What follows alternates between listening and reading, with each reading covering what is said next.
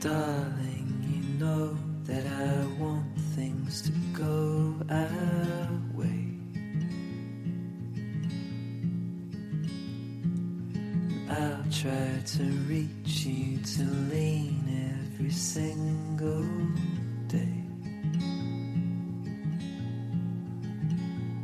I wanna be somebody that you wanna love. Don't wanna reach far, another wanna color your world.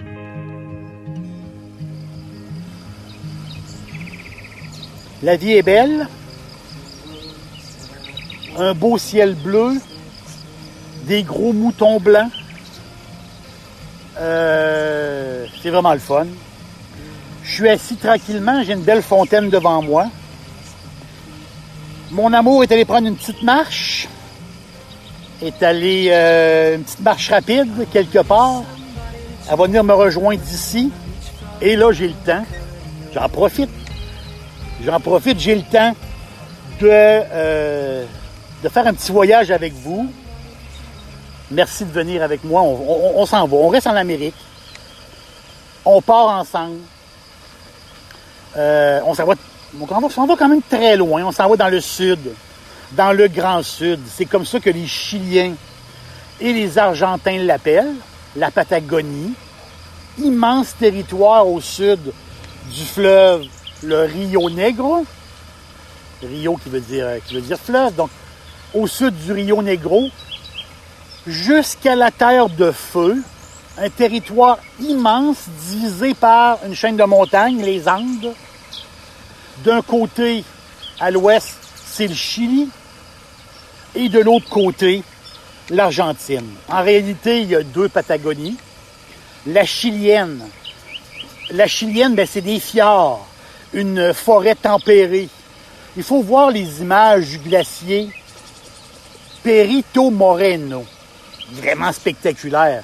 Un glacier de 30 km de longueur, une épaisseur de 60 mètres. Un glacier superbe. Les gens les visiteurs peuvent y aller, peuvent aller voir ce glacier-là, c'est possible. C'est un glacier qui n'a pas reculé, qui avance de 2 mètres par jour. Donc, une image vaut 1000 mots. Perito Moreno, très, très beau.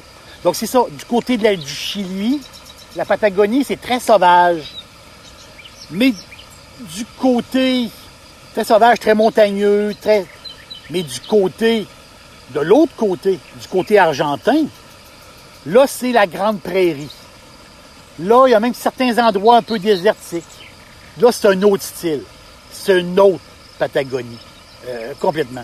T'sais, les amateurs pour les amateurs de vin comme nous autres, là, les raisins, les vins qui viennent du sud, ben, là, on dit dans le plus au sud sur Terre. Donc, au niveau même du 45e parallèle sud. 45e parallèle sud. C'est incroyable. C'est comme un peu si... c'est au niveau, mettons, de la Nouvelle-Zélande, de l'île du sud de la Nouvelle-Zélande. Donc, on est très, très... 45e parallèle sud, on est très au sud. Donc, la Patagonie, c'est immense, quasiment jusqu'au 45e parallèle sud.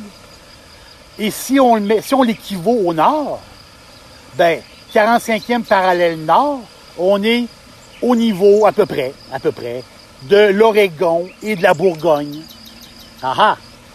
Oregon, Bourgogne, les deux royaumes du Pinot Noir, vous le savez, ça. Le Pinot Noir, ça y prend un climat frais, plus frais. C'est ça le Pinot Noir. Il y a besoin d'un climat plus frais. Le Pinot Noir peut pas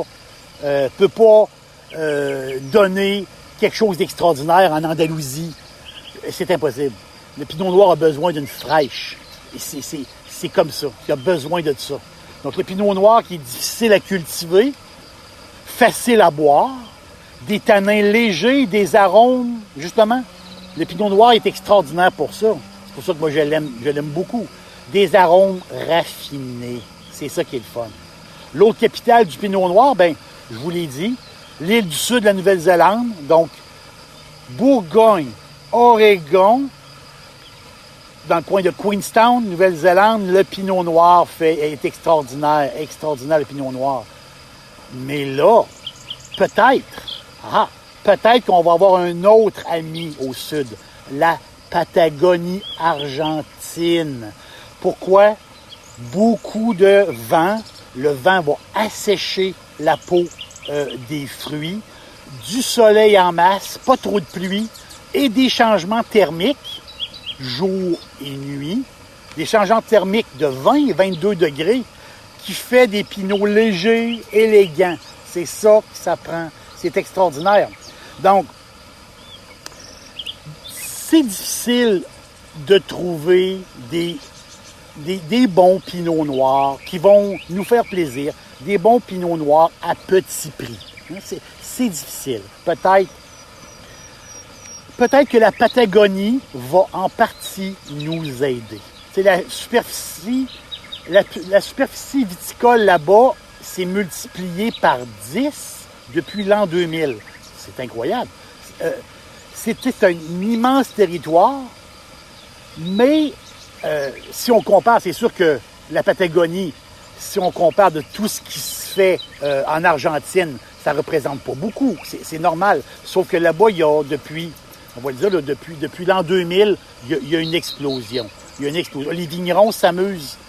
Les vignerons s'amusent beaucoup là-bas sur des terres vierges, puis un environnement qui n'a aucune pollution. C'est une place, c'est peut-être, je vais le mettre au conditionnel, c'est peut-être un nouvel Éden pour le Pinot. Et si ça arrive, tant mieux pour nous, fans de Pinot et fans de vin.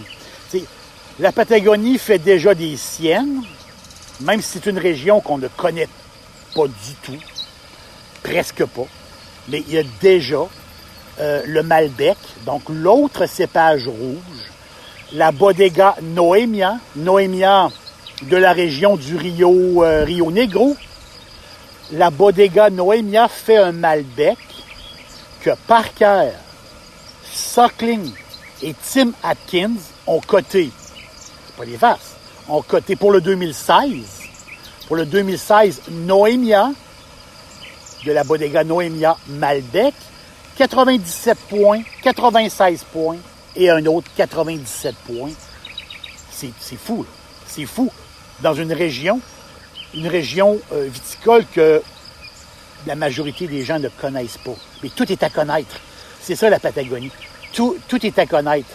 C'est le Noemia, pour le 2016, c'est possiblement un des meilleurs Malbec au monde. Je reste dans mon Pinot à petit prix. Le nom, la Bodega. J'aime ça dire Bodega. Le nom, la Bodega, Secreto Patagonico. Secreto Patagonico. Fondé en 2003 par deux amoureux.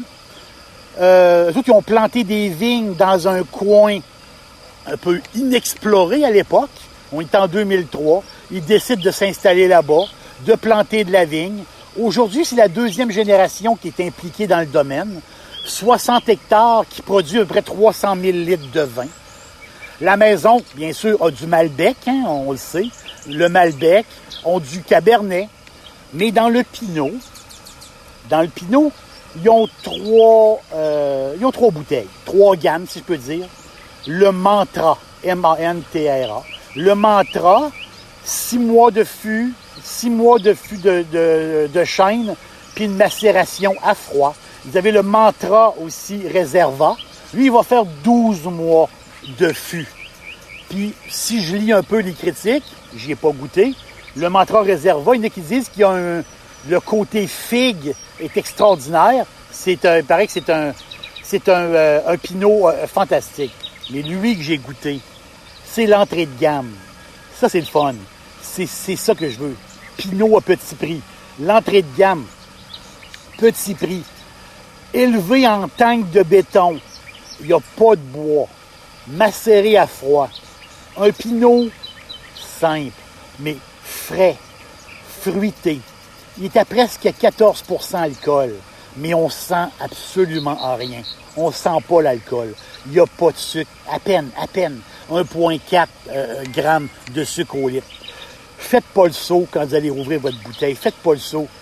Le jus, la couleur, rouge pâle, avec des reflets marrons. Beaucoup de reflets marrons. Sur le coup, on se demande, oh, attends un peu, c'est une couleur que je vois pas souvent.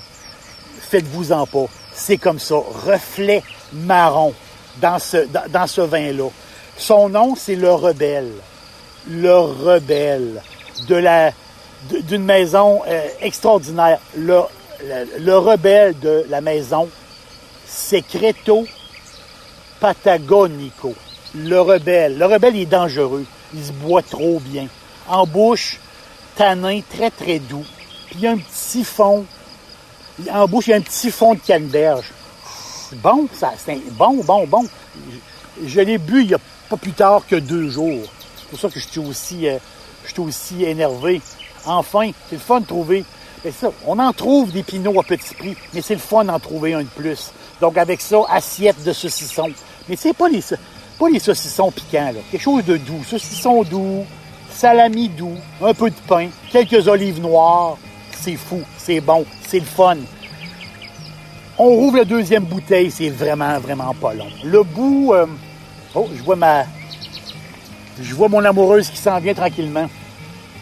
C'est le bout de l'Amérique dans notre verre. Patagonia, une région qu'on va entendre parler beaucoup, je pense, dans l'avenir. Et un message à Patagonia, les fans de Pinot te surveillent.